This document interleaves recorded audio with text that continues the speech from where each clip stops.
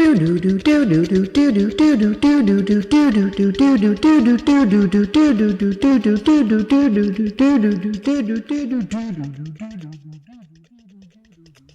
right, hello everybody, and welcome to episode 3 of the Two Gamers with Love Halloween special. On this episode, I'm really excited for this one because I really like the movie we're watching on part 3, which is Halloween 3, Season of the Witch. This one came out in 1982, which was the year I was born. And I find this one to be really interesting because the decision was made to continue with the Halloween films, but do so without Michael Myers, right? Sort of the killer, without Laurie Strode, without Michael Myers. They kind of left that whole world behind and tried something totally new. And, later they would go back to the Michael Myers, Laurie Strode thing. But I applaud them for trying something totally different with this movie and for, giving us something different. I think it's neat. And I really like this one. Another reason I love this one is because it's like pure 80s goodness. I'm super into like 80s stuff. So this one has that sort of like 1982 kind of vibe to it. Whereas the first two films, had that late 70s kind of bell bottoms, vibe. This one has more of like a synth wavy video monitors, synthesizer sounds kind of thing going on. And I mean, the music from the original Halloween was synthesizer music, but like, I like that about this movie. So, I'm excited for this one. I'm about to push play. So if you're watching along, I hit the play button right now on the DVD menu, and we're now watching the, Universal Pictures title card, an MCA company. All right, Halloween, Season of the Witch, Halloween 3.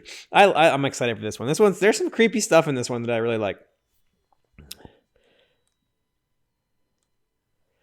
So you gotta love the title cards in the intro sequences in the Halloween movies. This one, especially good. It's like a dot matrix CRT computer monitor. Halloween 3, Season of the Witch, John Carpenter, Deborah Hill. I don't know. And like, it's like, what is this computer monitor? Like, there's all this like distorted video stuff. I don't know. It's very video gamey. It's very like 1980s-y. Like it just has that 80s-ness to it, which I think is really neat. And I'm not sure what the history is, and I should look it up, but like, I think they kind of put Michael Myers to bed, right?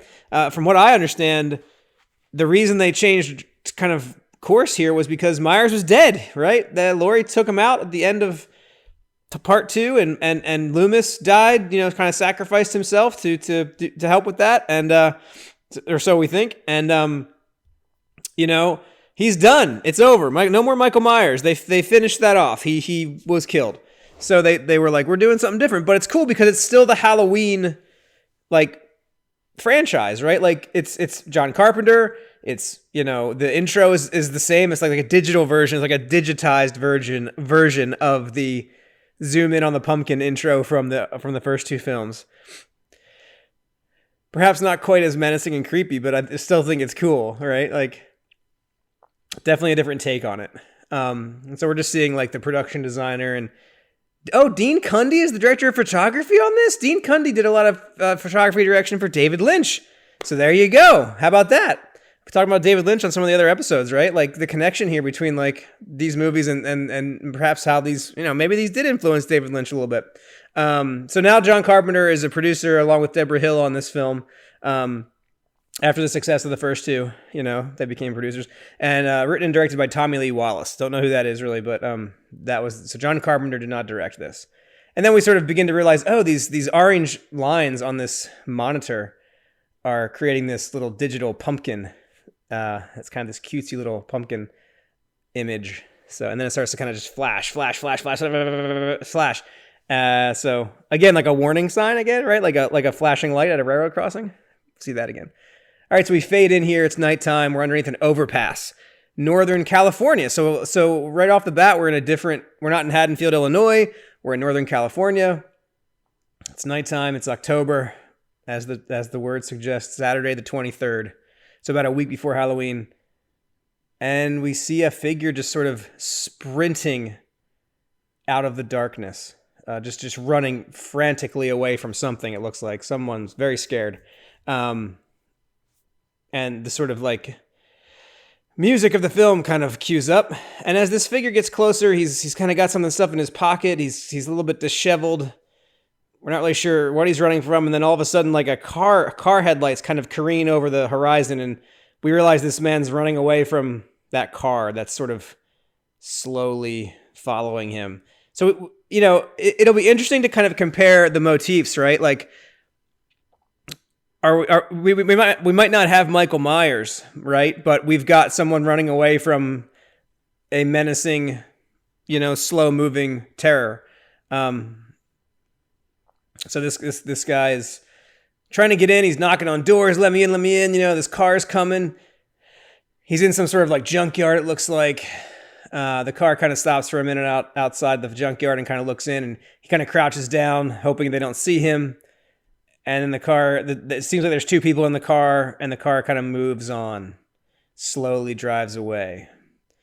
And so this guy is like, we notice, there's something in his belt loop, something orange it looks like, and he's slowly kind of making his way through this junkyard, trying to get away from his pursuers. This whole while, this sort of, intense kind of staccato music is played in the background. Oh, and then he realizes the car is coming back. And he continues to kind of hide. Kind of an intense scene, kind of a scary little scene of, are they going to find me kind of terror? And the car pulls into the junkyard. Oh, and then we have a little bit of a jump scare. He turns and there's some guy in a business suit with gloves on. I mean, that's odd, right? Like, and this businessman just strangles him to death.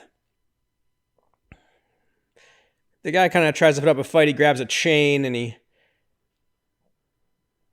he's pulling on this chain to like make a car start to roll down this hill, which he successfully does, and the car starts rolling, and we see the guy doing the strangling is sort of there's no way that's gonna excuse me, that's such a weird death. There's no way a little car just smushing you like that's gonna like kill you. But okay, sure. He just had like bad nerves in his shoulders. He just got his shoulders smushed. So that guy, this fellow escapes the first attacker, runs away. As the second one kind of appears in frame, and we hear some thunder in the background. And the scene ends with a lightning strike and a rainstorm.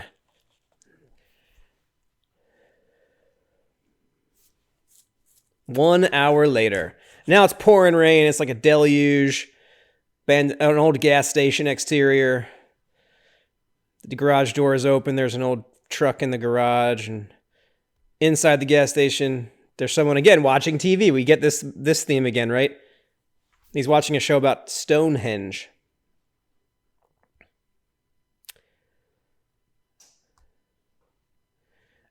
And the report is talking about the mysterious disappearance of a Stonehenge stone and the cycle of the moon. So it's kind of like some foreshadowing. All right. And then we get an interesting commercial on the TV. Halloween, Halloween. It's 4 days till Halloween. Silver Shamrock. So it's a commercial for some kind of weird Silver Shamrock company who's selling Halloween masks. Yes, kids, you too. So they're fun, they're frightening. Silver Shamrock is selling the three most popular kids' Halloween masks: a witch, a skeleton, and a pumpkin mask. And the power kind of goes out, and the gas station attendant sort of looks around a little bit. Hears a noise. That's never good, right? In horror movies, you hear a noise, it's never good. Don't investigate the noise, right? We're learning the rules, right? We're learning the rules that are referenced in Scream later, but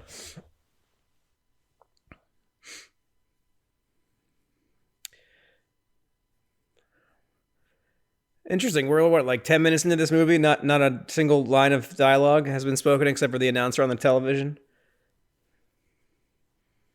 So the attendant is kind of just like confused. He's kind of like checking things out. He's like, "What was that noise?" I'm not sure. He's not sure. He's kind of looking around. And then he kind of steps outside for a second and pokes his head out into the rain a little bit. And then all of a sudden, the guy we saw earlier who was running away brings an ominous warning. They're coming. They're coming. And he dies, I guess. He just passes out or dies. Oh, I guess he just passes out. And he has in his hand this pumpkin mask, it looks like. And so him and the gas station attendant drive away. And so we get a Halloween style shot, right? Like behind the shoulder of like a guy who's like watching action happen, right? And he kind of pops out of the side of the house, but it's just a guy in a suit, right? So it's the same exact kind of trope or motif as what Michael Myers would do. It's just not Michael Myers. And Dad's home. Hey, Dad's home with his mustache.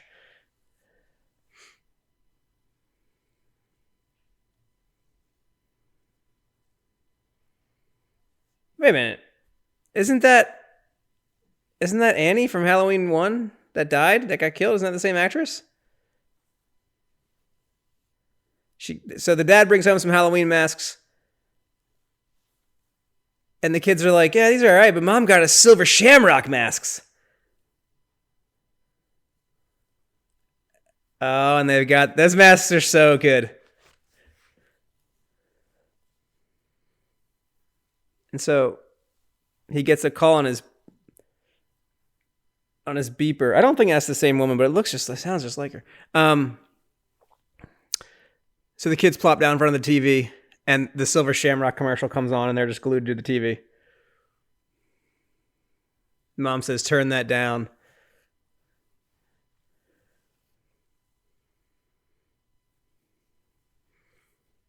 So the dad apparently is a doctor, and he's taking a call here, and he's like, I gotta go.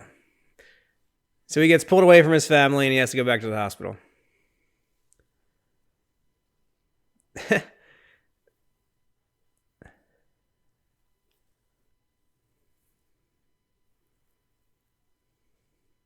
So the gas station attendant is rightfully concerned that he's going to get blamed for this, and he just lets them know that he only brought him here.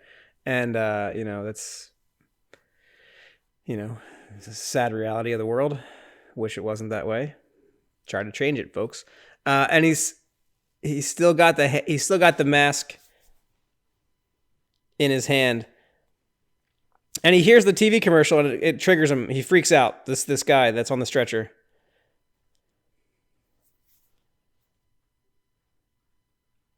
And he says, "They're going to kill all of us. All of us. They're going to kill all of us." So we got a little mystery developing here, right? Who's going to kill us? Why is he so scared? What's this mask that he's got in his hand? So it's good. Some mystery is unfolding. Meanwhile, outside of the hospital, I guess, it looks like, we've got the creepy suit guy pulling up, looking in. This, having just watched Halloween 2, this hospital room looks literally exactly the same as the one that Laurie Strode laid in Halloween 2, the whole movie. That's wild. I wonder if they just used the same set. I mean, this hospital literally looks exactly the same as the one from Halloween 2. Or maybe all the hospitals look the same.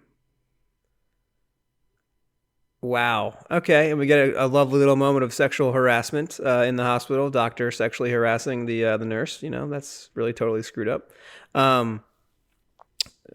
Yeah. I'm sure there's going to be a lot of problematic moments that we can identify throughout all of these films, so that should be fun. Yeah, do not sexually harass your coworkers, folks, despite what you see in films. You really shouldn't do any of the things that you see in these films. They're just for fun. Well, that isn't for fun, obviously, but nor is murder or anything. So maybe fun is the wrong word. Anyway, so yeah, it's creepy. I mean, I don't know. It's creepy in a different kind of way so far, right? There's no masked murderers, but who are these suit guys? The doctor is clearly kind content to sleep in the hospital. Apparently, he was falling asleep with some gum in his mouth, which is odd. And so the suit guys are just like creeping around with their tight black gloves. Nurse kind of humming as she walks down the hallway, checking on the patients and stuff. And here comes suit guy. Again, it's interesting, right? Like very similar shots, the camera following closely behind the sort of looming threat, right? It might as well be Michael Myers, just it's not, right? It's interesting. Oh, interesting. He's in room 13. And here's the suit guy. We see his face now. He just has an interesting looking face, just sort of a middle-aged white guy. And he's got like kind of his face looks like a skull. And so he just puts his hand over the guy's mouth and what's he going to do? Oh.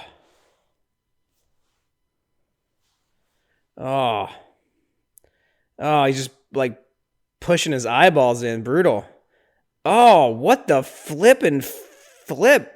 Oh, what the oh my God. What did he do to that guy? He just like pulled his face up. That's effed. That's effed up, guys. And that orange Halloween mask lays on the floor and he wipes his bloody... He just wipes his blood hands on the curtains in the room. What is that? That's just like... Really? Eye-level curtains? You're going to just wipe your blood hands on them? Nurse shows up. What are you doing in here? And he just walks away. And then she discovers the dead body and screams. And the doctor wakes up and he runs over. Halloween music kind of kicks in. Doctor's charging through the hallways.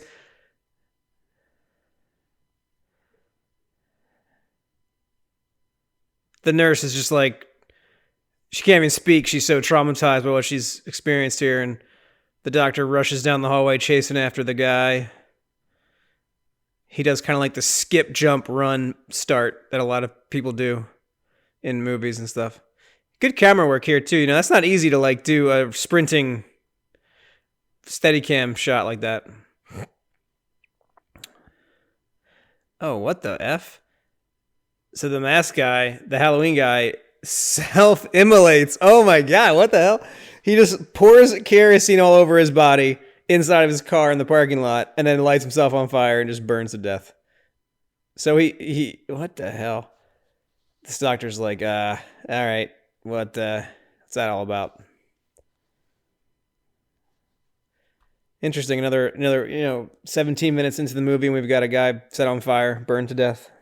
I wonder how quickly that happens in Halloween 2. We should go back and check that out. But see, again, we're getting these same kind of motifs, right? Like death by burning.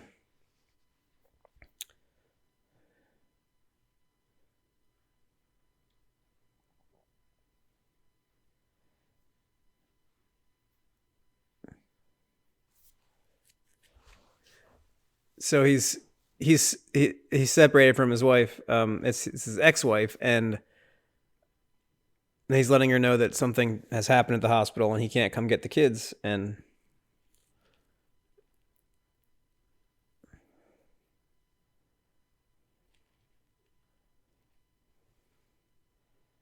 she's clearly upset that he can't take the kids.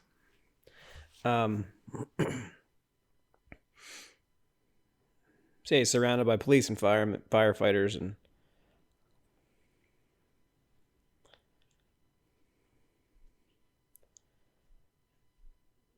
then he kind of notices the Halloween mask on the counter, the same one that his kids didn't have the pumpkin one. His kids had the skull and the witch, but this is the pumpkin. And he notices the silver shamrock brand logo.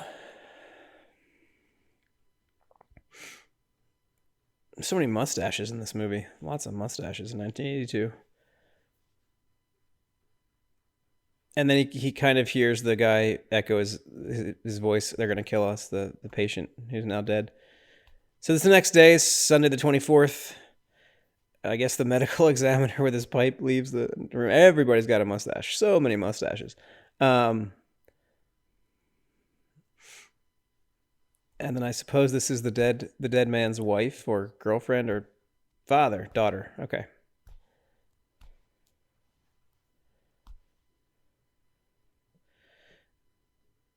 And she kind of sees him and she kind of reacts like very shocked because his face is all messed up.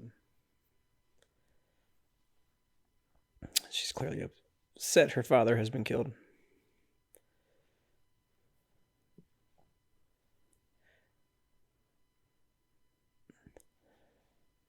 So the police officer, Sheriff Dalsmer, thinks, it's drug related. Some crazy guy on drugs killed him and then murdered himself. And the daughter leaves. We don't even get her name. She just leaves. The head doctor is just kind of consternated, staring out the window at the car. And then I don't know, we're following this doctor guy around. I guess he's kind of the main character. And he notices that the daughter's crying and upset, so he wonders if he ought to go over and say something to her. She looks over her shoulder at him, and he has a creepy eye, but he decides to just leave her be and continues on. Great work, Doc. So the next day in the coroner's office, it's interesting how this movie's kind of paced out. His name's Chalice. Interesting name.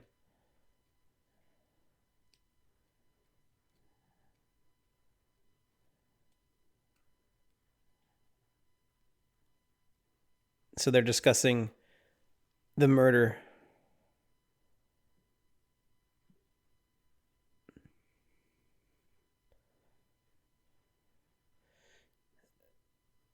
The doctor, Dr. Chalice, is all concerned. He's like, just don't go through the normal channels. Just do this one yourself.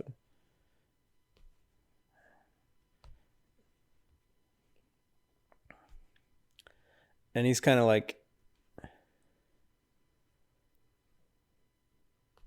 this guy's like a little too friendly with everybody. Oh, she like kisses him on the lips. Interesting. Okay.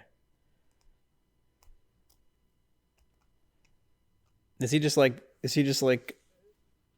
seducing all the women that work at the hospital? Friday the 29th. We get like one scene per day in this movie. It's really funny.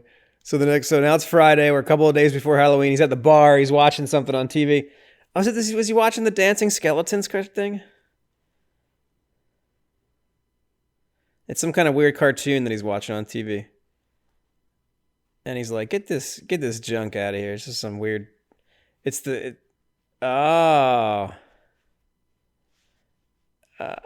Interesting. That's crazy. So what a meta moment, right? Like the film Halloween is on the TV as the bartender changes the channels. The movie Halloween is on the TV, so that's really cool. That's like a meta moment. So that's interesting because that's letting us know that we're not in that world. We're in a different kind of metaverse, right? We're in the MCU multiverse, right? We're in a world where these characters can watch Halloween on TV. That's so cool. I've totally forgot this movie has that. Oh, it's so 80s. Look at these clothes and haircuts and stuff. What's with the shampoo? People must have been using like Pert Plus a lot in the 80s. Everybody's hair looks silky smooth.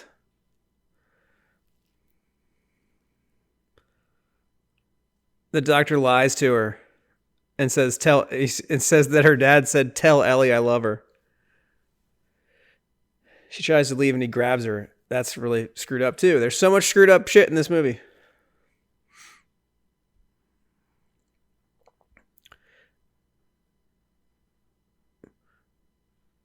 And he's like angrily accosting her.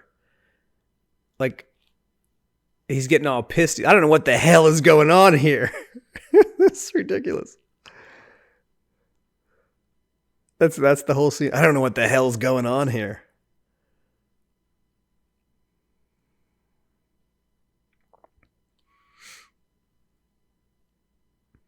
Interesting. This looks just like the store from Stranger Things. I guarantee you that this film influenced the Stranger Things folks. Like this theme of like the local mom and pop store, you know, going under because everyone's going to the shop at the mall now, right? Like that's the Stranger Things season 3 theme. So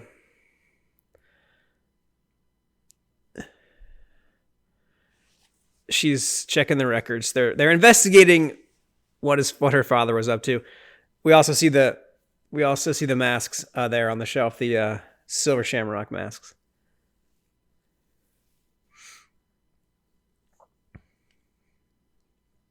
Mini Blankenship. Jeez. Look at the wiffle ball bats. I remember those from when I was a kid. They were pretty popular. Santa Mira. He went to the place where they make the masks, the Silver Shamrock masks. And so the daughter says, I'm not going back to LA until I figure out what happened to my dad.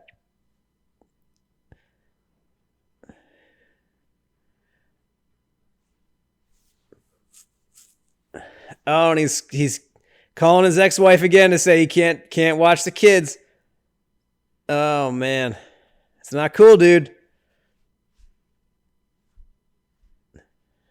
That's not cool.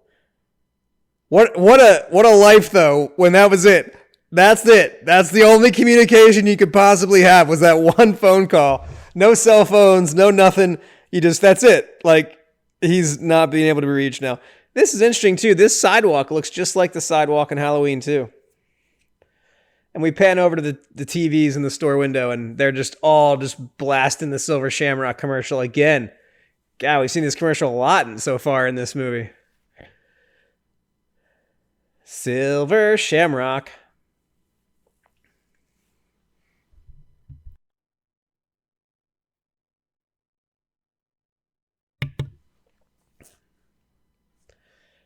All right, so we got a little driving montage. They're going to go investigate the Silver Shamrock factory.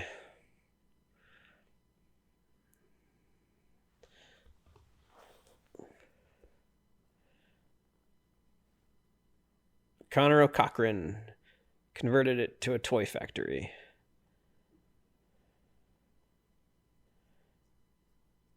Largest...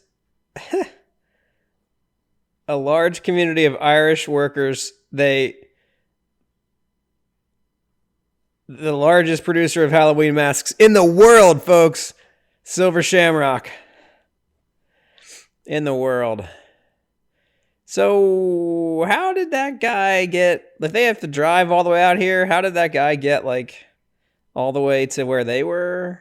It seems a little weird, but okay. There's like a lot of Irish themed stuff in this town, like Dublin Inn and stuff. And there's a lot of weird, creepy people just like staring at them as they pull in, like really weird looks, like, huh, who are these people? What's happening here? Company town, the doctor says, like, you know, it's sort of like one of these towns that, like, it's kind of like in that show Severance, I guess, where like the people live in the town and work in the big factory that is there in the town. And then we get our first look at a security camera, right? Lots of security cameras, wires and lenses and cameras and technology all over the place in this movie. It's fascinating.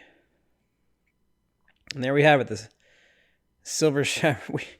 We need a plan, she says.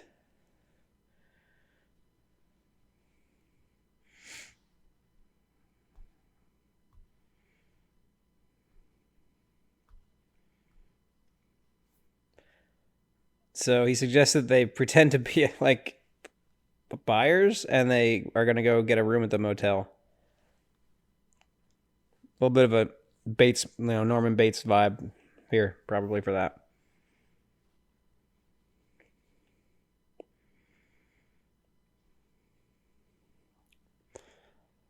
Oh, it's Rafferty's Deluxe Gas Station.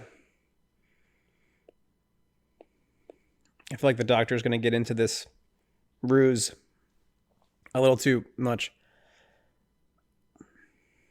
It's cozy, it's quiet, and the price is just right. It's ridiculous.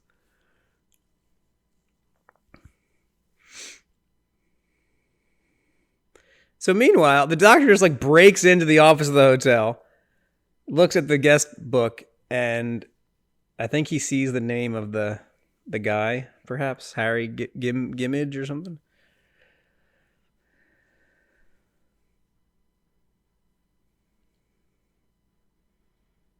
What's he doing?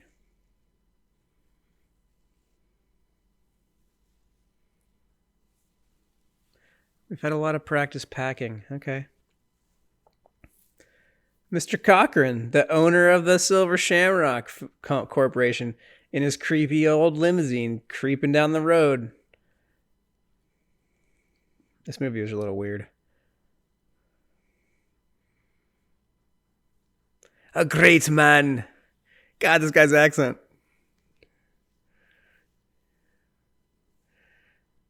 Oh. And then we got a Winnebago pulling in, blaring some 80s music. Oh my god. Kid's bike just goes flying off the front of the... Oh god, what is this?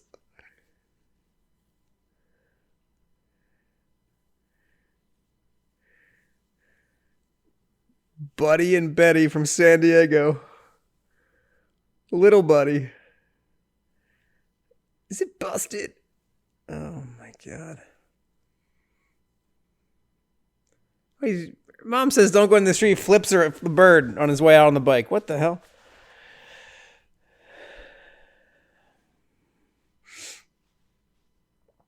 How many crazy people are just...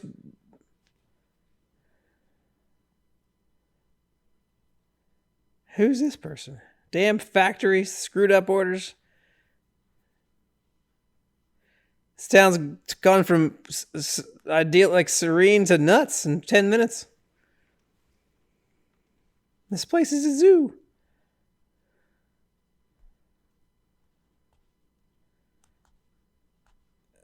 All right, so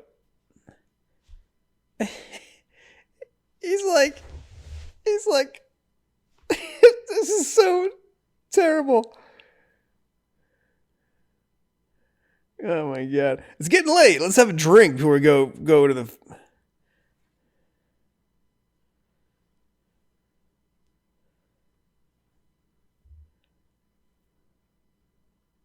At least he's being nice about, like...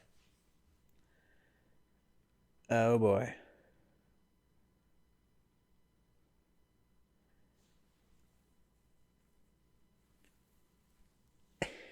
Jesus.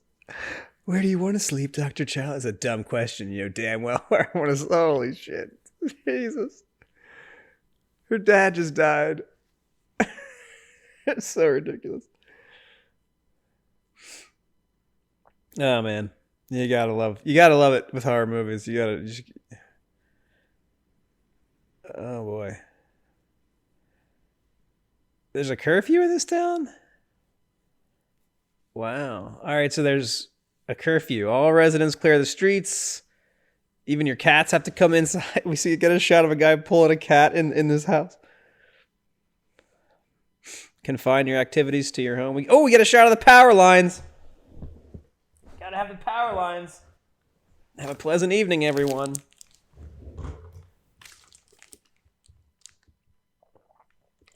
I feel like this movie's like rural Pennsylvania. Does not look like Northern California to me. But all right, so now it's nighttime in Santa Mira.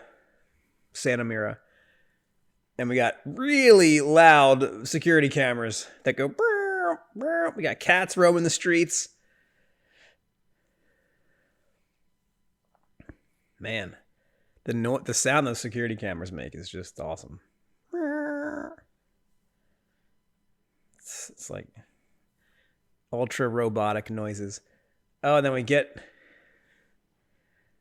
Wow, the security cameras are like... they can like see in the dark. Kind of. I'm not really exactly sure what this is supposed to be, but yeah, all right. Uh-oh, so it looks like the doctor's out after curfew. Why would the store be open if there's a 6 p.m. curfew? That makes no sense. I guess maybe the shops are allowed to stay open, but the residents have to go home. Oh my God. Somebody jumps out of the shadows.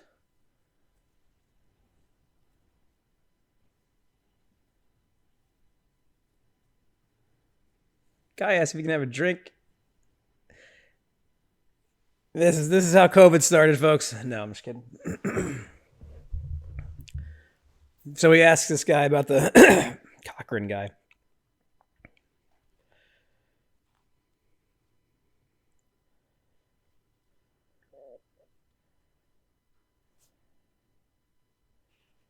Brought in all the...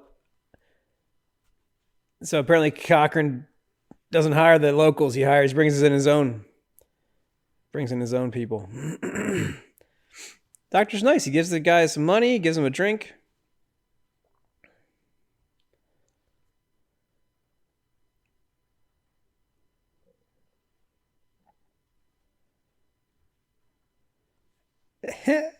Nice. He tells Cochran to go F himself.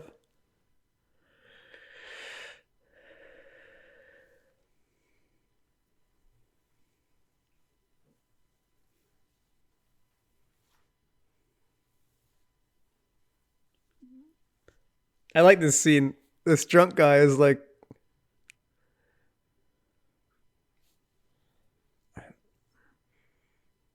he's talking about burning down the Halloween factory. Last Halloween for them. Last Halloween, he says, as he shambles off down the dark alley. And the doctor's confused. He's like, "Oh, what's going on here?" Dr. Chalice.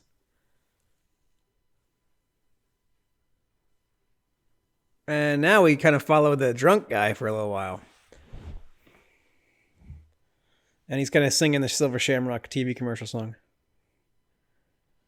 Drinking from a new bottle he's found.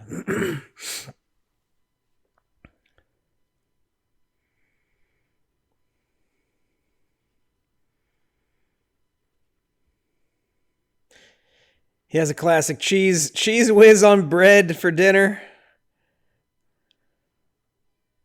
Oh, and then a light is shining in his face, and we get a music cue, and it's the suit guys.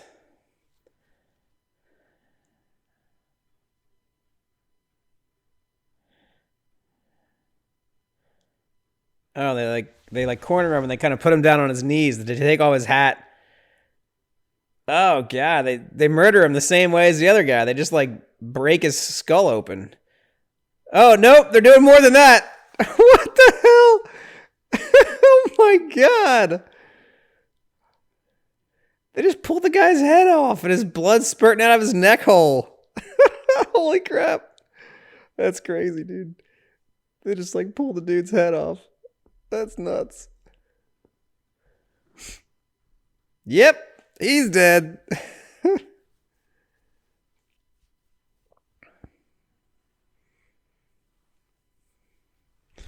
All right, so now we're back to the daughter. I'm still not sure what her name is. And she's speaking to this other woman who's there picking up an order from the factory, and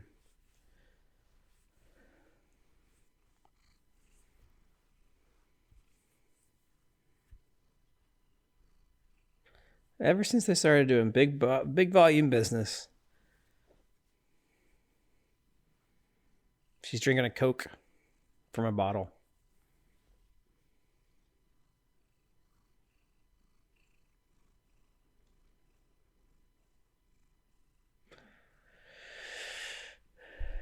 Marge Gutman. And we're made sure to be drawn to the fact that the trademark button has come off of the that purring sound is my cat Mio. He's wanting to get involved, I think, in the podcast as well. But that the trademark has come off of the mask because her kid kept throwing it against the wall, and the camera keeps showing us this little button. It looks like it's got they didn't have QR codes back then, but it looks like it has a QR code on the back of it. Maybe they did have QR codes back then. Oh, and here we are with some gratuitous nudity, as expected in horror films, right? So the daughter jumps out of the shower. She gets okay. She wraps up in the comforter on the bed, and that's weird because she's soaking wet from the shower. But okay. And then the other woman who's there on business is sort of settles into bed, and she's got a book she's got to read for a little bit before she conks out. What's she reading? Let's see. Puts her glasses on. Oh, I couldn't quite catch what she's reading.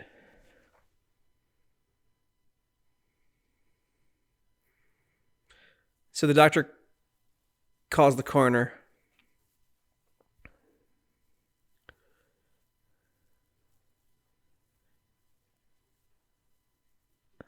Oh boy. So it seems like there's no organic matter in what they're doing the autopsy on. It's all just metal shavings and plastic. So she thinks that someone's mixed up the samples. That's just a piece of the car that they're autopsying. It's interesting too. The hotel has like these like bright pink doors. Interesting. Doctor arrives back to the room and he's got his whiskey and he's got his bucket of ice, and the daughter's just like seducing him. She's in some lingerie. Gotta have a sex scene if it's a horror movie.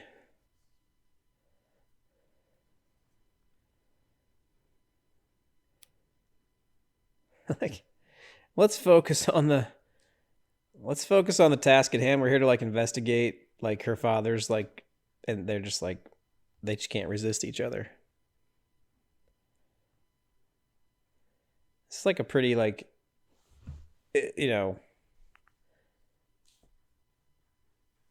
it's a little more like a little longer, a little more than we got from the last movie, So they do their thing, and now they're laying in bed in the moonlight.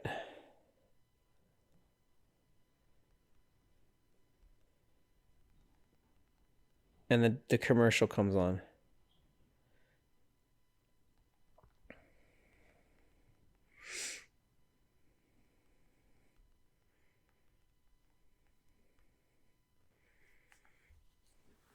This commercial never stops. And they kind of start to go at it again.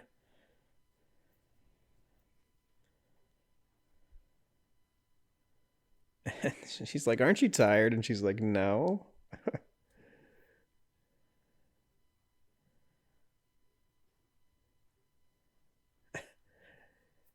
That's cringy. Yes, yeah. There's some weird stuff in this. There's some cringy stuff in this movie. I'm older than I look. Okay, like we might want to make we might want to confirm. Carlos Castreda. I'm not sure what. So we cut back to the other woman who's reading the book, and she can't sleep either, and she's reading, listening to some music. She turns the light off. Notices the Silver Shamrock trademark token on the floor, and investigates. And what is it? Let's see. What's on the back?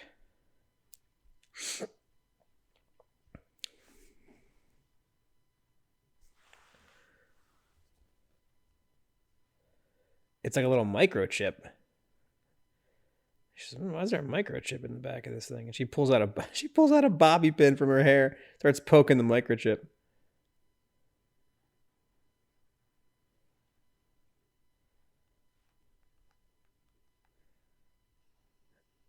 Holy shit! And it like shoots a laser beam at her face.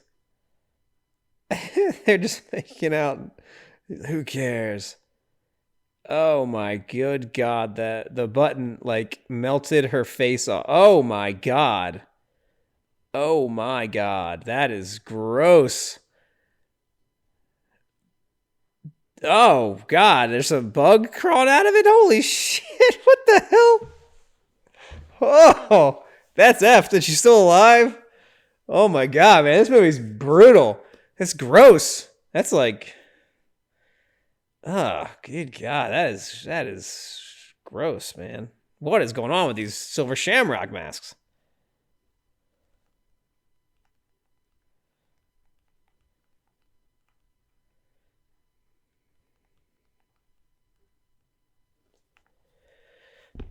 We get to see the doctor's ass. What the hell is that? He says as he hears a noise outside in the middle of the night. What the hell is that? And he's going to go investigate with his mustache. So it's like a bunch of Silver Shamrock, like lab coated people. And it looks like they're going to bring out the woman. And he goes out and he's just going to be like, hey, what's going on, guys? Marge?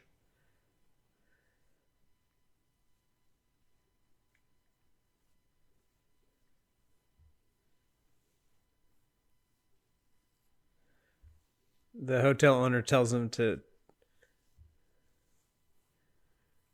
Mr. Cochran's in charge of the patient, of course. Oh, here he comes. Mr. Cochran. Ah, Mr. Cochran is...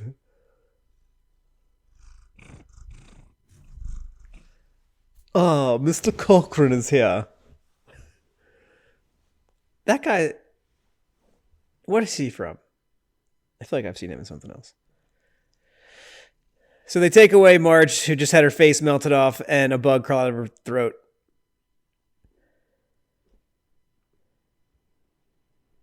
And the Dr. Chalice doesn't think this is... he doesn't like this scene.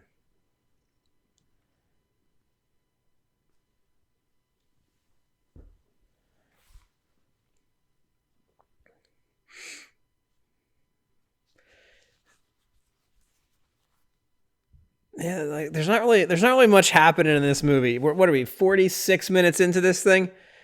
Like, I don't know.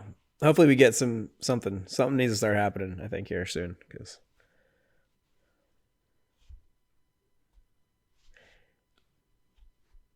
so he heard them say the word misfire.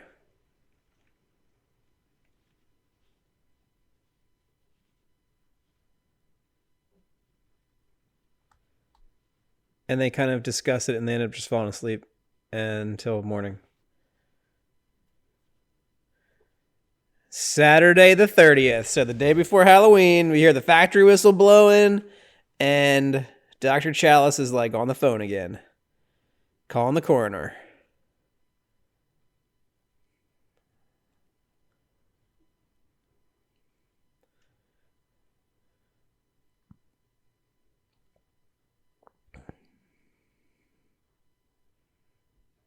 So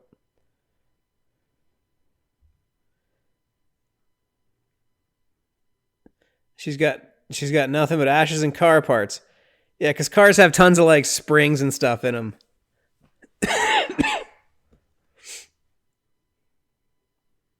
Colonel Cochran.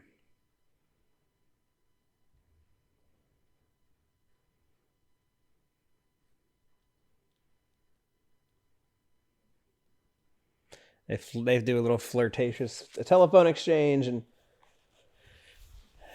and there's like a microphone attached to the back of the desk. Oh my, there's all sorts of nefarious stuff going on in this weird little town here. So, all right.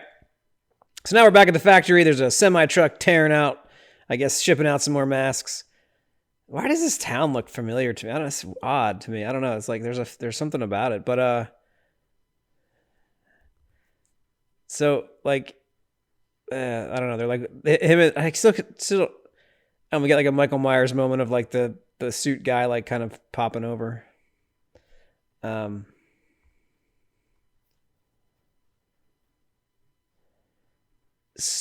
So now they're at the factory and everybody's into Halloween at the factory. They have Halloween buttons and there's like masks around and stuff.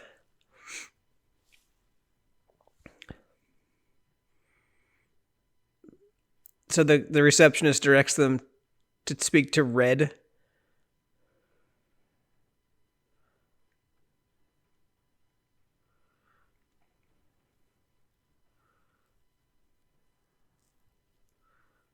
Headed out to the north.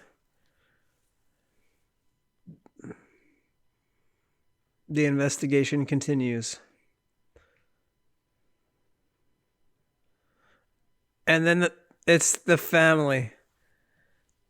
Buddy. Wait, so his name is Cup and the doctor's name is Chalice? What's with that? What's with the cup imagery?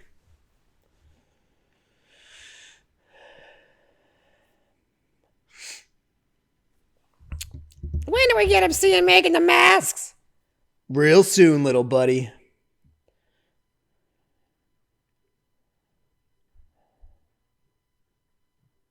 Oh, Cupfer. Still, Cupfer. All right, so this is the number one salesperson for Silver Shamrock masks, Buddy Cupfer.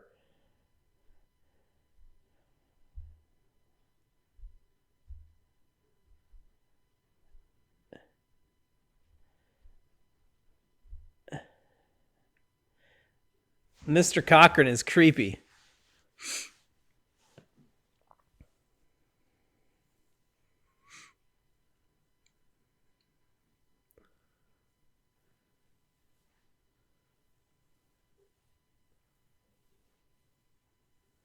The whole thing's on me. Take it on. Hey, thanks, Mr. Cochran.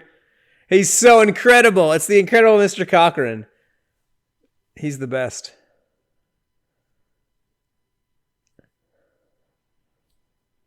Buddy Kupfer invites them to get a tour of the factory, and they say, yeah, let's get a tour of the factory. This now we're like PBS afternoon special, how Halloween masks are made. This is kind of neat, though, actually. I kind of think this is cool. Getting the rubber molds and stuff, and it's a good mold. They're just making these by hand. Like, that's crazy.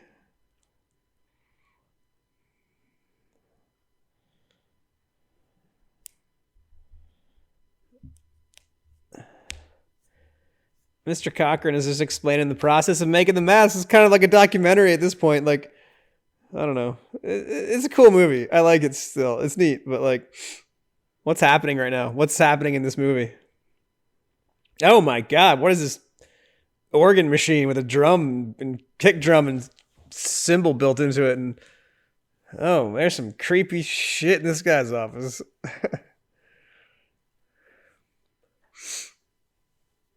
I guess this is like a toy factory, right? So he's got all these old toys and stuff.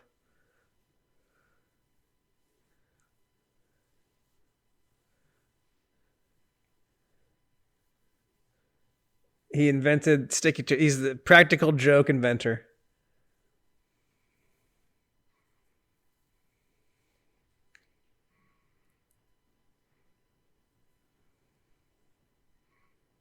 That's not messed up at all.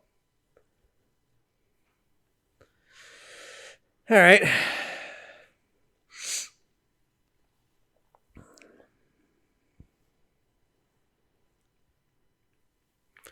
Little buddy.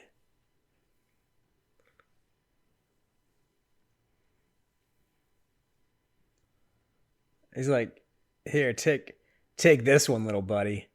Put that on your head. And right, we realize at this point that like these masks are screwed up, right? Like they're gonna basically turn your face into pudding and oh my God. All right, still making our way through the factory.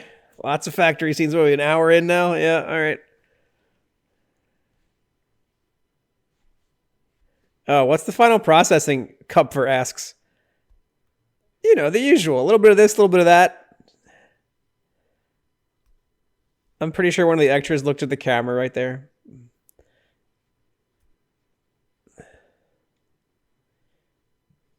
This place looks so familiar. I swear they filmed something else in this this hallway right here. I know I've seen it before. Anyway, I don't know what, but maybe it's this that I remember. Final processing. There's a giant sign that says final processing.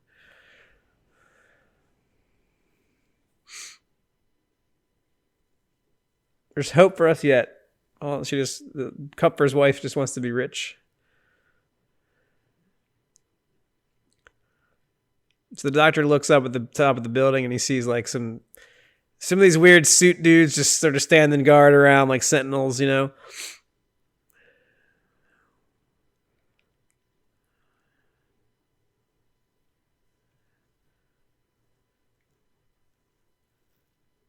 So the doctor and the daughter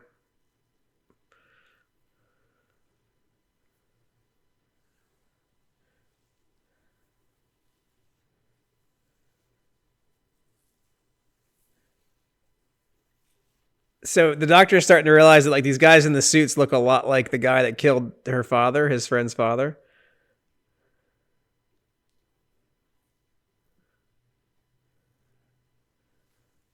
And then Ellie, her name's Ellie. So Ellie sees her father's car in this garage. She runs over to it, and like 4 or 5 of these suit dudes just like pop out of the woodwork. And they're just like, no. Trade secrets, says Cochran, and looks super evil.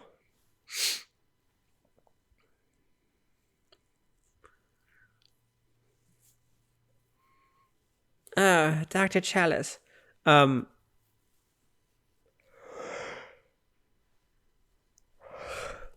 Dr. Chalice says it's time for the Marines. What the hell?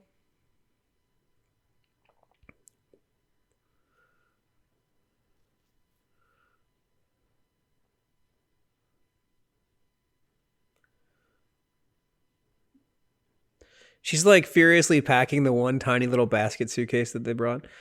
All right, so Dr. Chalice leaves to go call the police and leaves the door slightly ajar to the hotel room. So that seems smart. So one more time back to the office phone. Nobody's there this time though. But I think the shit's about to start hitting the fan in this movie. So there's a woman in a red dress dancing on the television. Oh, can't complete the call. And then the Silver Shamrock commercial comes on the TV again.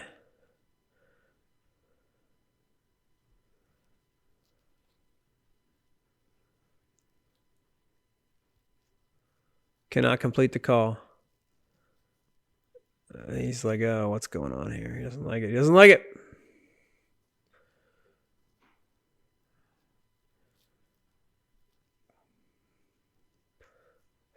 This is a good shot.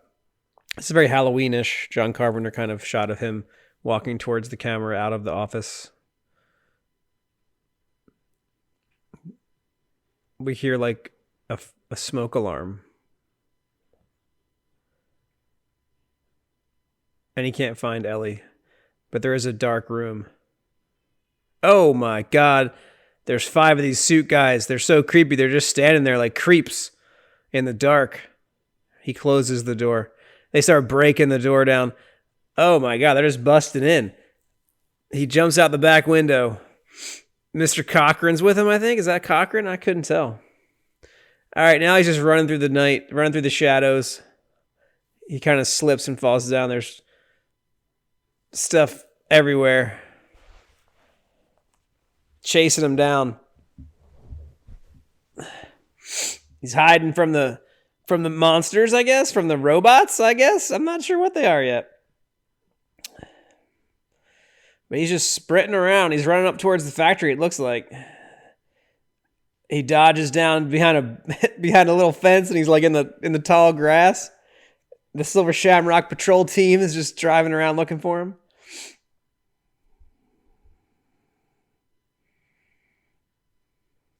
Oh, they have Ellie. They took Ellie.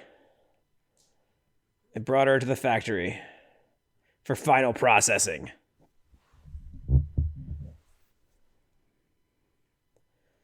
You can't, there's no cell phones. You gotta use payphones, and they've got the payphones controlled, man. And this dude doesn't get it. He's just like hiding in the payphone.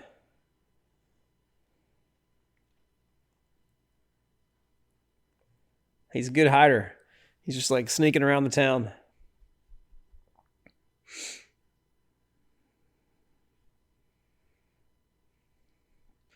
Get out of there, Chalice.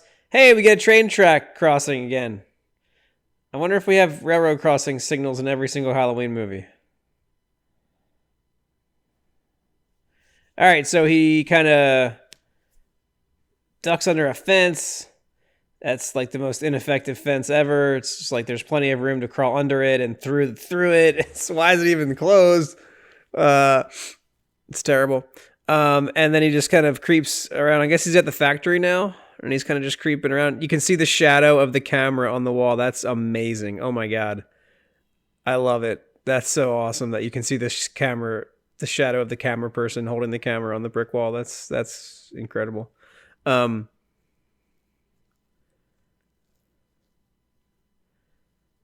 And he's just kind of creeping around the factory, I guess. Well, I'm not sure why he would go to the factory, but sure.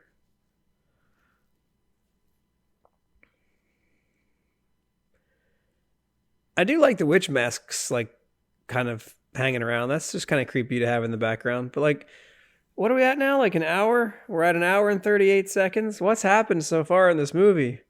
I hope the last half hour is strong, because I do like the 80s vibes, but, like, what's the plot of this? The robots are trying to kill us, I guess. That's about it. So we need to, like, let's get to it. Enough creeping around. Let's get to it. So he somehow like, creeps his way down into Old Man Cochran's, like, secret basement vault of classic toys and creepy masks, and kind of makes his way into Cochran's inner sanctum. There's like a bunch of musical instruments. There's a scale in here for some reason, a sofa, American flag, and the security camera. You gotta dodge that security camera, dude. You know, like classic, like Metal Gear style. Like, get under it. Get your Soliton radar activated. All right, and he's just kind of creeping through the inner sanctum of the toy factory now. He's like in Cochran's office. There's a little bit of an open door, and he kind of opens it a little more and peers in. And what's in the door? Oh my. A strange old woman knitting by a fireplace in a back room, dimly lit. What the hell is happening? Where's the girl, he says. Where is she? Where is she? Oh God, he shakes her head, falls off. Her goddamn head fell off.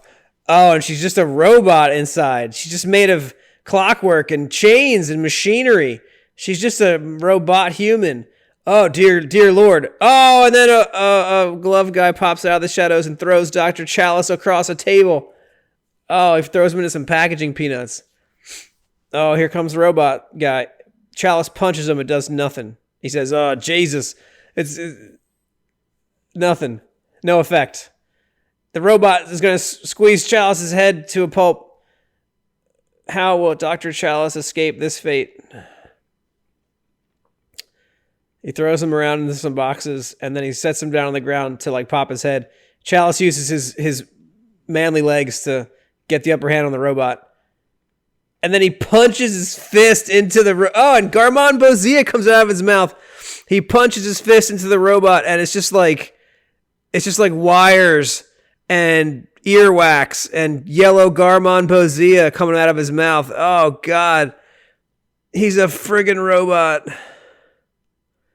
And Dr. Chalice, passes out? Some other robots get him? And Cochran comes on the scene holding the head of the knitting woman. Clumsy, he says.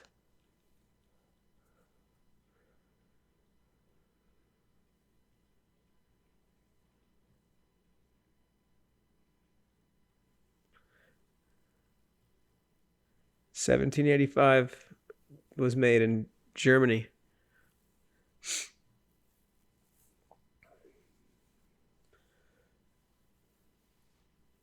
Mr. Cochran tells him Ellie's resting. The doctor's... Dr. Chalice.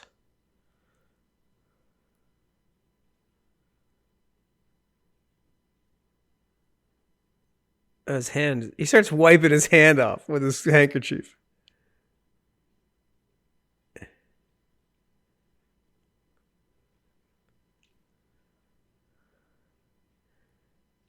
Oh, his hand is just covered in this gross goo. He's just sort of shocked now. Like, Chalice is just, like, immobilized. Like, and they take him away. All right, so plot twist discoveries. They're robots. They're Sunday the 31st. All right, so Halloween. And Halloween. It says Halloween on the screen. All right, I'm an hour and 5 minutes in now. So it's Halloween Sunday, and they escort Dr. Chalice out of the factory.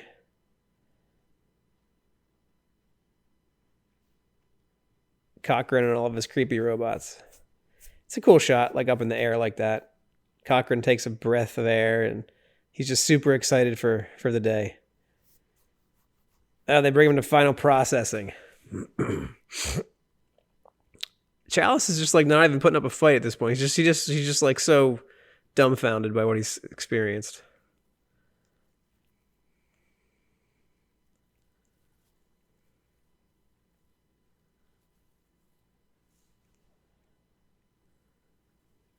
Just another form of mask making, the outer features.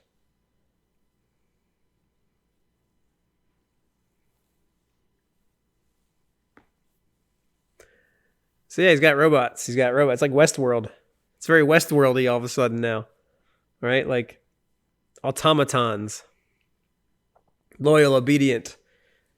It was quite easy to make the internal components. Like, why is he like explaining his plan to Dr. Chalice? Like, everybody else they just murder, flat out murder.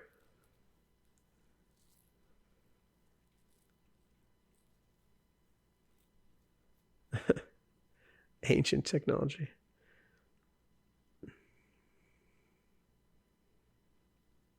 Oh my.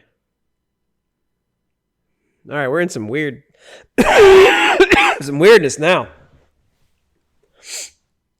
We're in like Close Encounters of the Third Kind.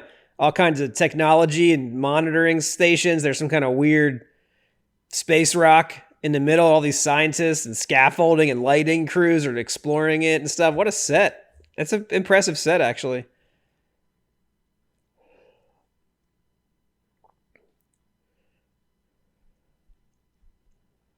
So it's Stonehenge. So this is the guy he stole the Stonehenge stone, right?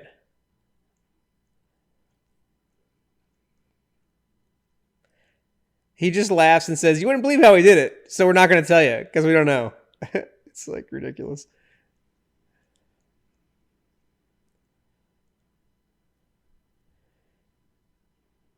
So Stonehenge has a force, a power, a particle.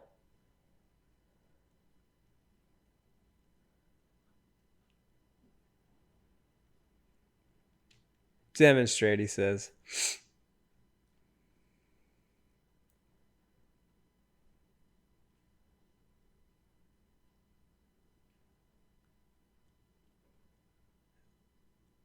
This is cool. It's like all one shot. I love these. Like I said in the last episode, I love all these little one shot moments. Like,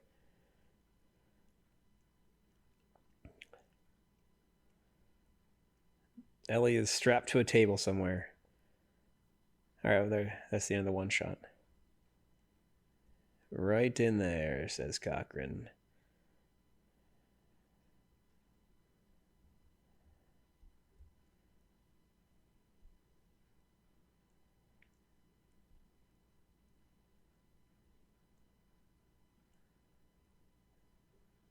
Oh god, let's see a demonstration.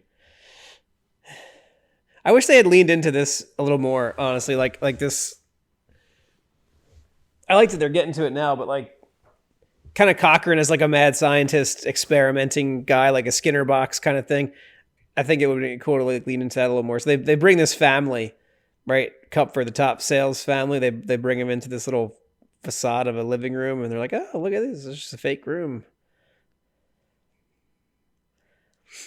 They hand him a notepad and a pencil.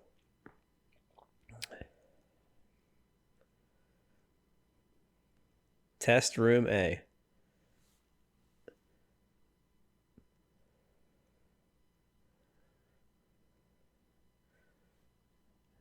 And they're just kind of testing it and like monitoring and watching.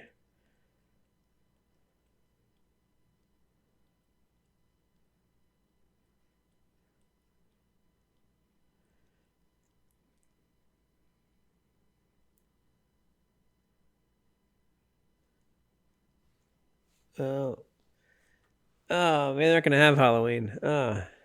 Is that like a meta reference? Like maybe there won't be a Halloween movie next year? Probably not.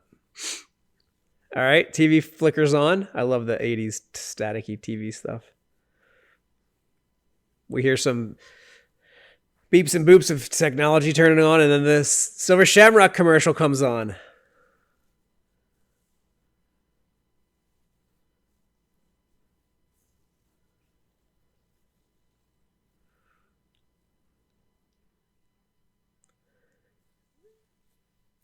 Don't get too close, you'll ruin your eyes.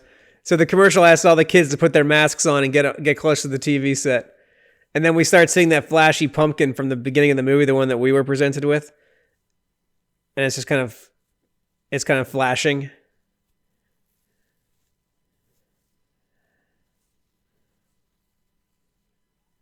And like we see like the little chip flashing. Oh, something's going on with this kid's. Oh my god. Oh, his face is melting. Oh, Jesus. Oh, Jesus. Oh, Jesus. Oh, God. Grasshoppers are coming out of his mouth. That's so gross. Oh, his body's just like decomposing. It's the mother face. Oh, God, there's snakes coming out now. Holy shit. What's happening? Oh, it's so gross. Oh my god, dude. What is this? Oh god, that's gross. That's gross. The snake coming out of the kid's mouth. Oh, there's snakes everywhere now. There's rattlesnakes. This guy's getting bitten by rattlesnakes. Oh my god. Dr. Chalice is getting pissed. He's clenching his fists. This scene's intense, man. The sound and the flashing and all the nonsense. Oh, gross, dude. And there's just like snakes slithering on everybody's body, and there's spiders and crickets everywhere. Ah. That's effed up. I like it though. It's very creepy.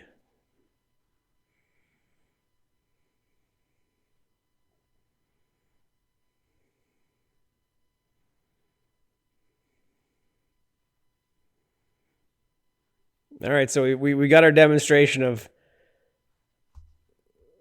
I guess, what the masks are gonna do. So somehow Stonehenge is like responsible for this. I don't know. Sure, some stuff's happening. All right, now we got the Halloween. Happy Halloween, everybody.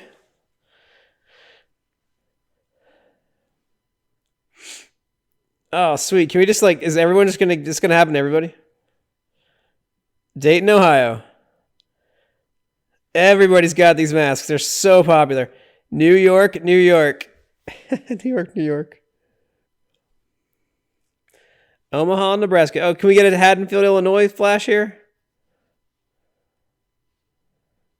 Baton Rouge, Louisiana. All the kids are out trick-or-treating apparently in the middle of the day. Los Angeles, California. That's a really cool shot. Up on the hill above LA, and these kids are just like wearing the masks in a line, like walking across the camera. That's really cool. Seattle, Washington.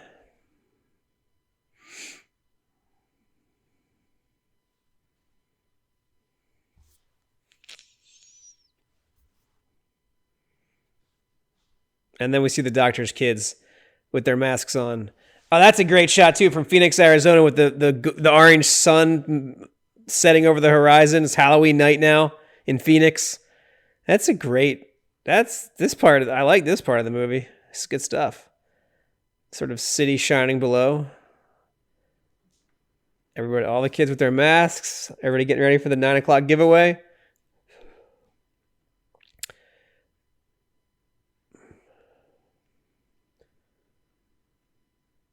And the coroner is trying to get in touch with Dr. Chalice. There's some really nice 80s chill music playing in the background, and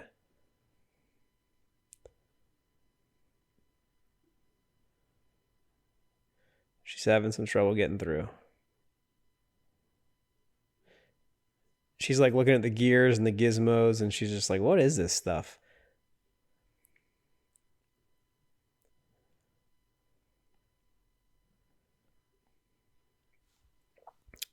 She keeps trying. She's just kind of relaxing in the morgue.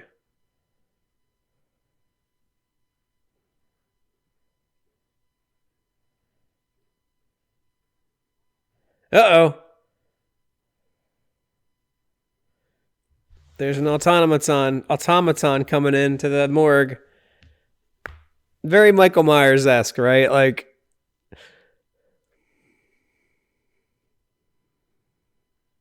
and oh God, what? He goes for a drill?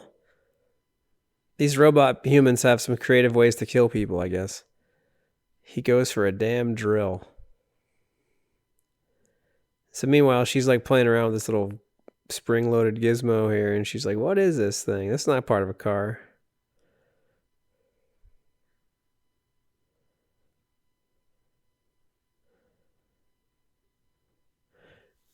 A black gloved hand puts the drill down on the medical table, and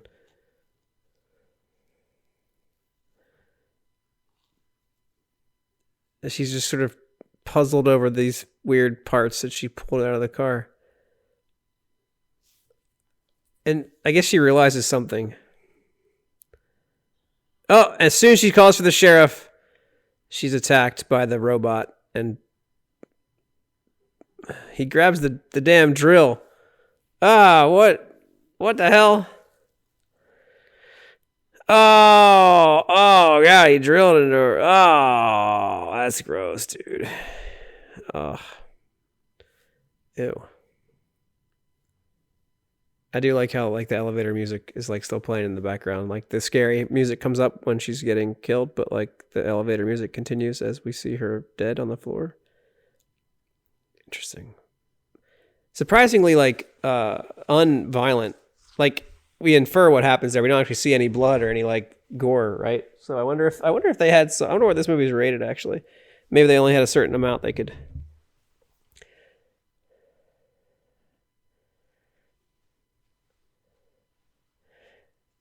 So Chalice is strapped to a chair.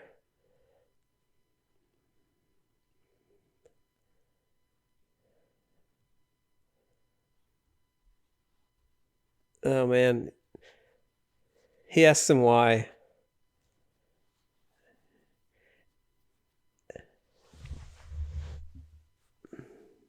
And now we're getting this cool monologue about what Halloween actually is. That's cool.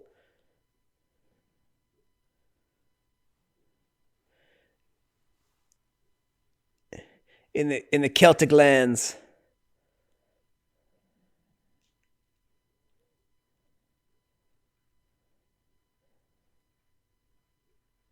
This is a good monologue.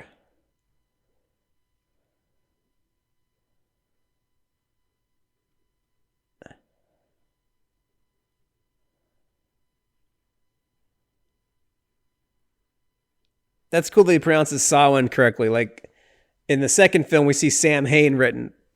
They don't really know how to say it. Samhain is how you pronounce that. And like witchcraft.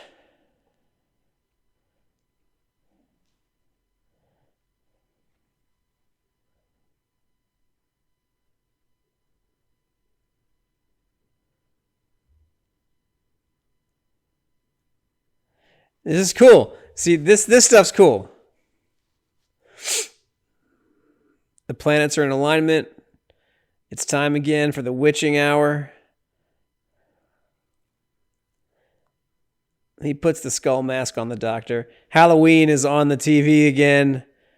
We hear the music from the Halloween film. That's so cool.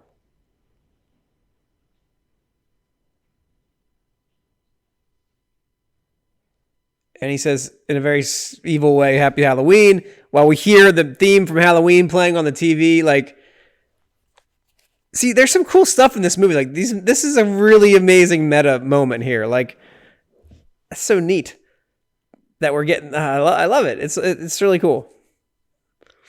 He's watching Laurie Strode like wander over to the other house. So cool.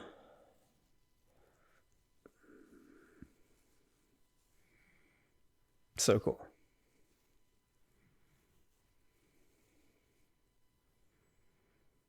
That speech that Cochran gave too about like Samhain and the Celtic Hills and the Halloween is this moment when like the barrier between worlds kind of fades down. I love that. Like I wish I would love to believe that to be real. Like on Halloween night, like the veil between the living and the dead world like grows thin and like you can kind of cross through. That's just a cool concept. I just love that we get the music from Halloween here in this scene. That's so cool. All right, so Chalice goes over and he's trying to like kick the TV so that he doesn't have to watch it. I guess he's kind of in. Oh my god, he kicks his feet right through the damn TV screen. I guess he's kind of inferred that the TV is what triggers the mask. But it's cool. That's another like, I'll just Fire Walk with Me by David Lynch. This movie begins with the TV being smashed. So I don't know. I think it's interesting that he smashes the TV that's showing Halloween, right? Like, because I think they were trying to like sort of change Halloween. They were trying to change the movies here, right? So he uses a shard from the glass of the television to break it and then cut his binds and then take off the mask. So he's safe. He throws the mask. Oh, wow, what a toss. He tosses the mask directly up onto the security camera and just nails it. And now the security camera has the mask on it and they can't see anything. And that's cool.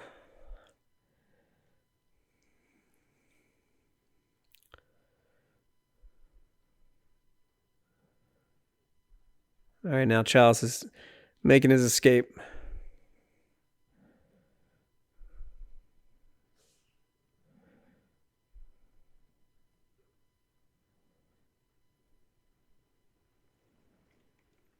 I like the skull up in the corner hanging off the security camera. That's cool looking.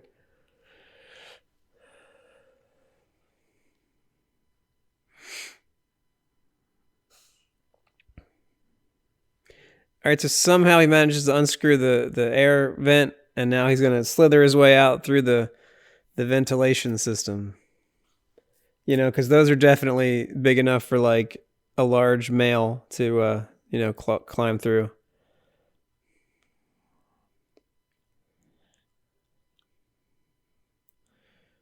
The big giveaway. You got to save the children, Dr. Chalice. You got to stop this nonsense before the big giveaway at 9, dude. Once Halloween is over, once that movie's over, it's all over.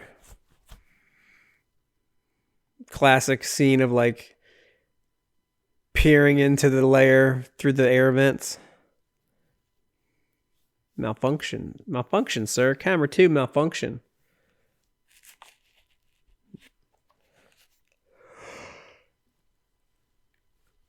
They discover that Chalice has escaped.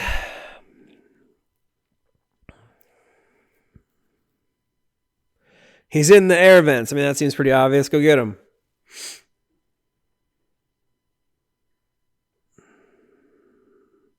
He pops up right next to a security camera.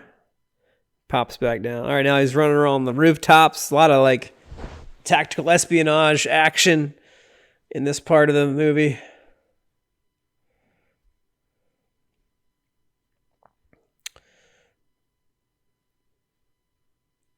All right, he's creeping around. He's running around. He's trying to get somewhere. I'm not sure.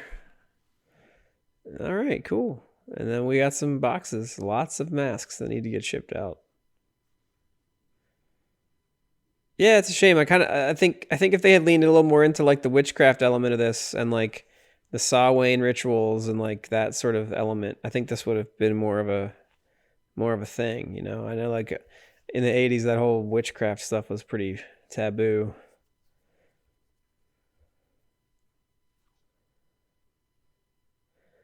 And now he's trying to make a phone call again.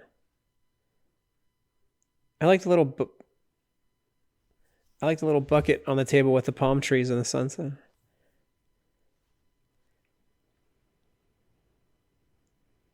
He calls his wife. He's trying to tell her to get rid of the kids' masks.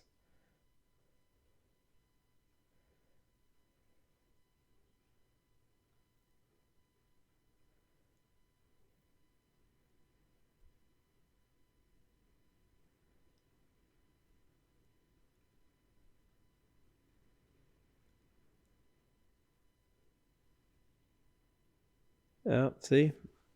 She won't listen to him.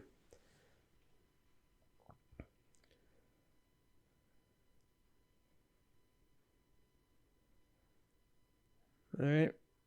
The robots are roaming around trying to find Dr. Chalice. And they're coming, so he has to get out of there. Meanwhile, Ellie is just like asleep on a table. Oh, he just immediately goes directly to where she is. Somehow he knows exactly where she is.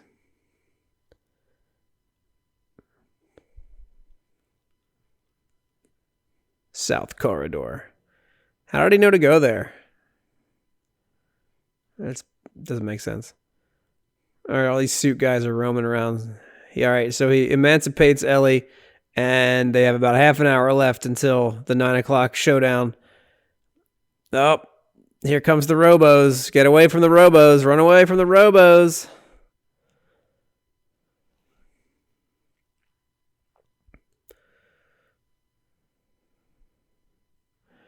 Yeah, this one's a tough sell. I mean, I liked certain aspects of this film. The masks are cool. The idea of like what's going on is cool, but I don't know. There's a lot of like,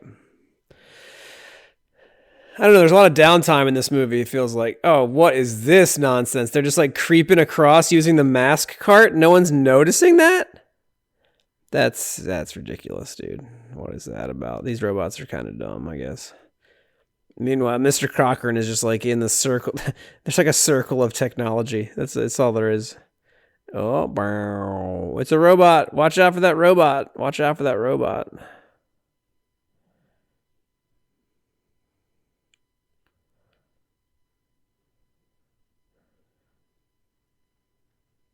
I guess he's trying to figure out a way to like stop this whole thing from happening.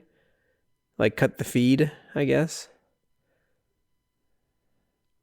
But I don't know. They go back and forth a little bit here. This scene's dragging a little bit.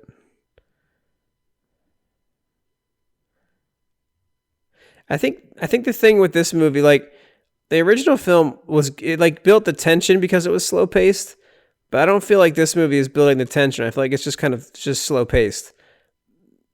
Like you still kind of know that they're gonna like save the day, I guess maybe or something. I don't know. Like it's just not quite the same. Usually I like when things are slower, but the slowness of this doesn't feel the same for some reason. It's weird. I love all the old tech though, like the magnetic tape spinning and stuff. It's great. Just blinking lights and keyboards and stuff, numbers, just like random graphics, red and green like lit up buttons on a big panel. Like it's just like the technology stuff is just great. It's funny, like the conceptions of these control rooms back then were like, oh, there's a lot of big stuff. But really, the reality is like everything got smaller, right? So now, like an entire control room is just like into a tablet. I guess this isn't really like a futuristic thing though. It's like this actually is 82. He just starts pushing random. He just starts pushing random buttons. He's just pushing random buttons. There, he's there.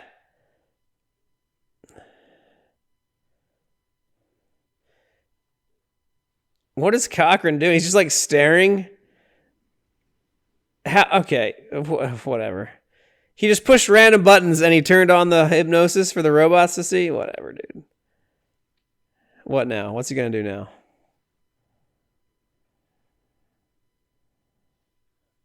Oh, Jesus. It's a whole box of those weird buttons. They're like little bombs. He's just taking them all out with those little... Oh my God, it's like the 4th of July in there. He's just blowing up everything. He's just short-circuiting all the robots, taking them all down. One fell swoop.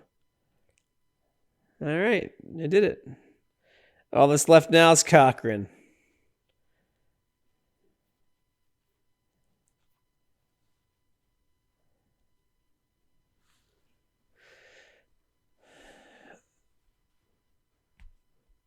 There's a weird vibe to this movie. Like, I don't know, there's something interesting about it, but yeah, so Cochran's just sort of like staring around. We get these really odd, like sort of, I guess it's from the point of view of the Stonehenge rock view of Cochran. Oh my, what is this? There's some weird light forming around the computers in the little circle.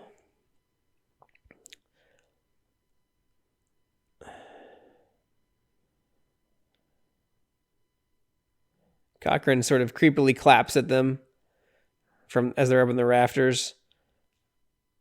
What is this weird circle happening here? Is this some sort? It's like the stone is creating some. Oh my! Cochrane gets laser beamed by the stone and the circle at the same time, and now he's like, "What is that? The shit."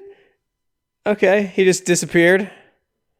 Sort of had a smile on his face. Everything blows up. Everything just blows up. And they just run out, and the factory just is on fire and in shambles, and it's like post-apocalyptic flames engulfing the town. And they're out of there. They drive away. Man, they wrapped that up right at 1 hour and 30 minutes. Man, they wrapped that up real quick.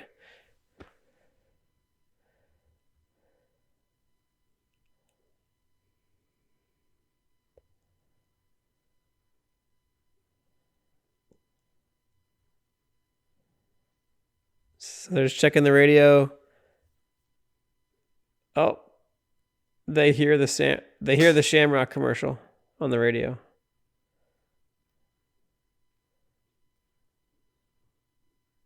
Uh-oh. Is Ellie a robot now? Oh shit. Oh, Ellie's a robot. No. Good. That's a good twist. That's a good twist. Very Westworld, right? Maybe the doctor's a robot too, doesn't even know it. Oh, she's like tearing his face off. He's just driving through the woods trying to survive the attack. Oh, he smashes into a tree. Car trunk pops open. That's funny. He flops out of the car. Where's the Ellie bot? She's out. We see her hand in there still. She's still in the car.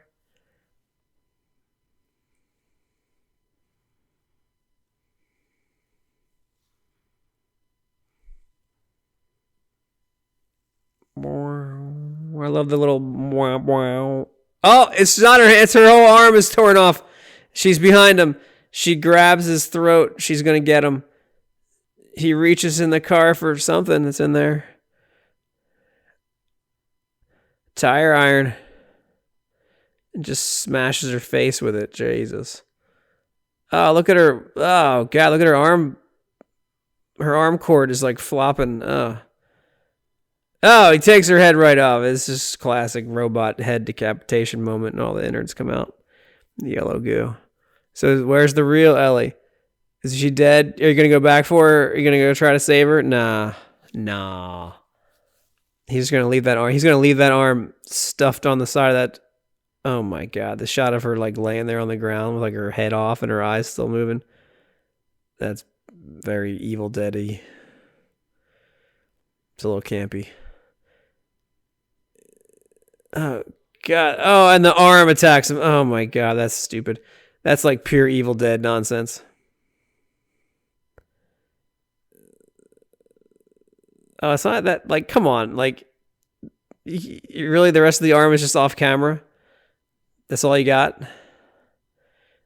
He just tosses the arm off into the dirt.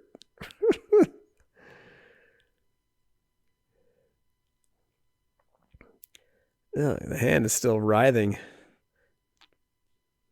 spewing out yellow ooze.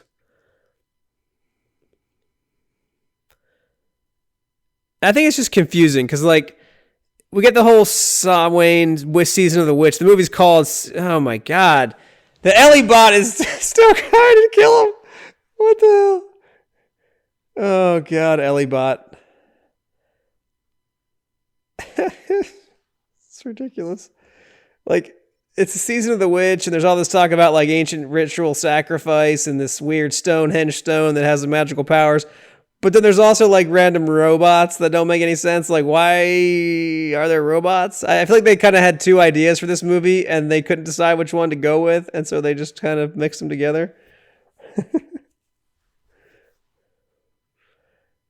And the doctor now runs off into the darkness. Oh, cool. We're going to kind of get the scene from the beginning mirrored now with the doctor. That's cool.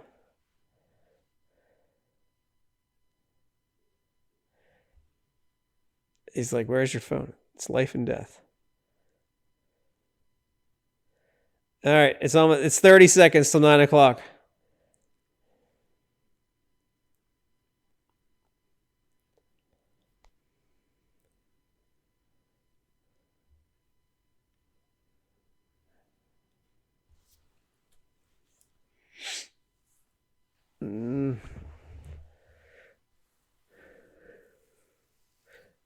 The doctor is just pleading with whoever he's talking to on the phone to get the thing off the TV. Oh, and just like that, just in time. Oh.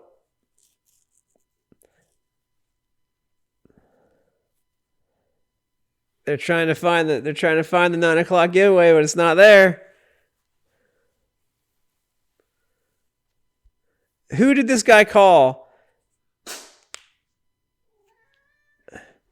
Who is he talking to? Like the local television station?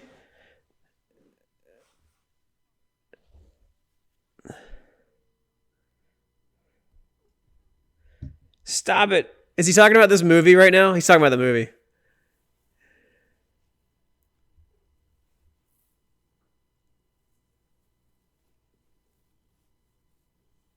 That's the end?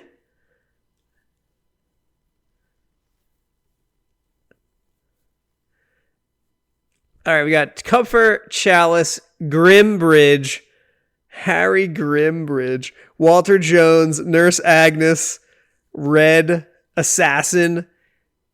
There's a person in this world named Dick Warlock who plays an assassin in this movie. Holy shit, that's awesome. Dick Warlock. What a name. Yeah, all right. Well, there you have it, folks. Halloween 3, kind of all over the place. It starts out strong with a cool intro, kind of goes downhill from the intro.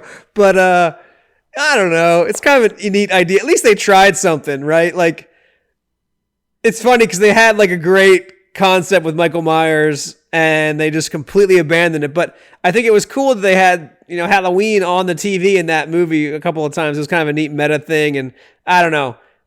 It's a fun movie. It's kind of interesting. Like, the ending is a weird cliffhanger because we don't know if the plan went through or not. We don't really know what happened to Cochran. He just kind of got like teleported away.